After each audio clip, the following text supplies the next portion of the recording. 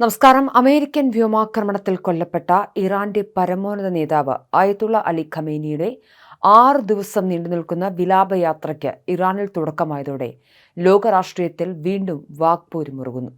US-ഇറാൻ യുദ്ധത്തിന്റെ തുടക്കത്തിൽ നടന്ന വ്യോമാക്രമണത്തിൽ ഖമേനി കൊല്ലപ്പെട്ട് ഏകദേശം 4 മാസങ്ങൾക്ക് ശേഷമാണ് ഇപ്പോൾ വിലാപയാത്ര നടക്കുന്നത്.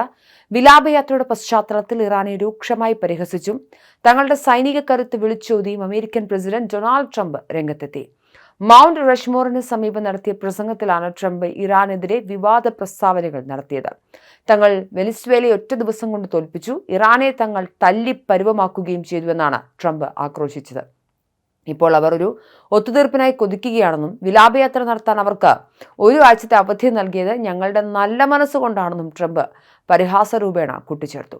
നീണ്ട 36 വർഷക്കാലം ഇറാൻ ഭരിച്ച അലി ഖമേനി കഴിഞ്ഞ ഫെബ്രുവരി 28-നാണ് US-ഉം ഇസ്രായേലും സംയുക്തമായി നടത്തിയ ശക്തമായ വ്യോമാക്രമണത്തിൽ കൊല്ലപ്പെടുന്നത്. ഈ ആക്രമണമാണ് മിഡിൽ ഈസ്റ്റിൽ വലിയൊരു യുദ്ധത്തിന് വഴിവെച്ചത്.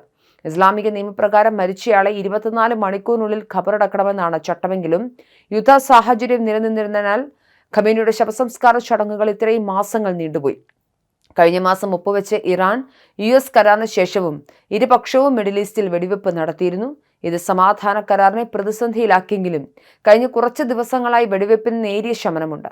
അമേരിക്ക രൂപീകൃതമായതിന്റെ 250-ാം വാർഷിക ദിനമായ ജൂലൈ 4 തന്നെയാണ് ഖമേനിയുടെ വിലാപയാത്രയ്ക്കായി ഇറാൻ തെരഞ്ഞെടുത്തതെന്നതും ശ്രദ്ധേയമാണ്.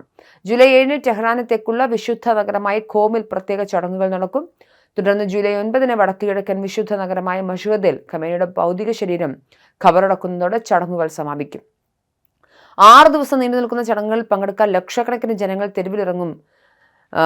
ഇറാനിൽ എന്തായാലും ഖമേനിയുടെ വമ്പൻ പോസ്റ്ററുകളും ബിൽബോർഡുകളും ഇറാനിൽ ഉടനീളം ഉയർന്നിട്ടുണ്ട്. വിലാപയാത്രക്കിടയിലും അമേരിക്കൻ പ്രസിഡന്റ് ട്രംപിനെതിരെയുള്ള അമർഷം ഇറാൻ ജനത മറച്ചുവെക്കുന്നില്ല. ടെഹ്റാനിലെ ഗ്രാൻഡ് മൊസലയിൽ തടിച്ചുകൂടിയ വൻ ജനക്കൂട്ടത്തിനിടയിൽ ട്രംപിനെ കൊല്ലുക എന്ന ഹാഷ്ടാഗ് എഴുതിയ വലിയ പതാകകൾ ഏന്തിയ ആളുകളെ കാണാം. അതേസമയം സുരക്ഷാ കാരണങ്ങളാൽ ഇറാന്റെ പുതിയ സുപ്രീം ലീഡറായ മൊജ്തബ ഖമേനി തന്റെ പിതാവിന്റെ ശവസംസ്കാര ചടങ്ങുകളിൽ പങ്കെടുക്കില്ലെന്ന് ഞെട്ടിക്കുന്ന വിവരവും പുറത്തുവരുന്നുണ്ട്. ഇന്ത്യയിലെ അദ്ദേഹത്തിന്റെ പ്രതിനിധിയായ ആയത്തുള്ള ഹക്കീം ഇലാഹിയാണ് വാർത്താ ഏജൻസിയായ ANI-യോട് ഇക്കാര്യം വെളിപ്പെടുത്തിയത്. ഇസ്രായേലിന്റെ ഭാഗത്തുനിന്നുള്ള വധഭീഷണികളും നിരന്തരമായ നിരീക്ഷണങ്ങളും നിലനിൽക്കുന്നതിനാൽ മൊജ്തബ പൊതുവേദിയിൽ പ്രത്യക്ഷപ്പെടുന്നത് കടുത്ത അപകടമാകുമെന്നാണ് വിലയിരുത്തൽ. ഖമേനിയുടെ വിലാപയാത്രക്കിടയിൽ ജനങ്ങളുടെ കണ്ണു നിറയ്ക്കുന്ന മറ്റൊരു കാഴ്ചയും ഉണ്ടായിരുന്നു. അലി ഖമേനിയുടെ ശവപ്പെട്ടിക്കരികിലായി ഒരു കുഞ്ഞ് ശവപ്പെട്ടി കൂടി അധികൃതർ സ്ഥാപിച്ചിട്ടുണ്ട്. US-ഇസ്രായേൽ സഖ്യം നടത്തിയ വ്യോമാക്രമണത്തിൽ ഖമേനിക്കൊപ്പം കൊല്ലപ്പെട്ട അദ്ദേഹത്തിന്റെ 14 മാസം മാത്രം പ്രായമുള്ള കൊച്ചുമകളാണ് ആ ഭൗതിക ശരീരത്തിനുടമ. ഖമേനിക്കൊപ്പം കൊല്ലപ്പെട്ട അദ്ദേഹത്തിന്റെ മറ്റടുത്ത ബന്ധുക്കളുടെ മൃതദേഹങ്ങളും വിലാപയാത്രയിൽ ഒപ്പം വെച്ചിട്ടുണ്ട്. ലക്ഷക്കണക്കിന് ജനങ്ങൾ തെരുവിൽ അണിനിരക്കുന്ന വിലാപയാത്ര നിലവിൽ ലോകം വലിയ ആശങ്കയോടുകൂടിയാണ് ഉറ്റുനോക്കുന്നത്. ഒരു വശത്ത് വൻ ജനക്കൂട്ടത്തിന്റെ വിലാപവും പ്രതിഷേധവും നടക്കുമ്പോൾ മറുവശത്ത് അമേരിക്കൻ ഭരണകൂടം ഇതിനെ തികഞ്ഞ പുച്ഛത്തോടെയാണ് കാണുന്നത്. വരും ദിവസങ്ങളിൽ മിഡിൽ ഈസ്റ്റിലെ രാഷ്ട്രീയ സാഹചര്യം ഏത് രീതിയിലേക്ക് മാറുമെന്ന ആശങ്കയിലാണ് അന്താരാഷ്ട്ര സമൂഹം.